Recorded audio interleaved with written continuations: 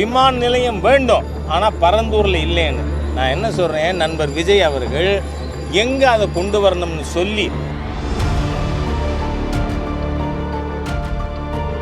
அங்கே இருக்கிற விவசாயிகள்கிட்டெல்லாம் ஒன்றா சேர்ந்து ஒரு ஒப்பந்தத்தை வாங்கி கொடுத்துட்டீங்கன்னா மத்திய சர்க்கார் அங்கே அந்த விமான நிலையத்தை அமைக்கும். என்ன what is happening in Tamil Nadu?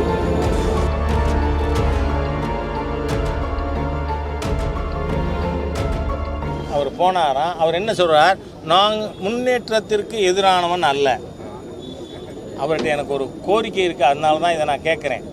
நான் முன்னேற்றத்திற்கு எதிரானவன் அல்ல, விமான நிலையம் வேண்டும், ஆனால் பரந்தூரில் இல்லைன்னு.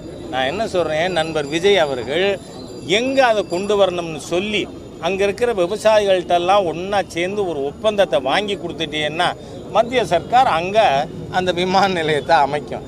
என்ன what is happening in Tamil Nadu? இவர்களுக்கு பிரச்சனைகள் புரிவதில்லை.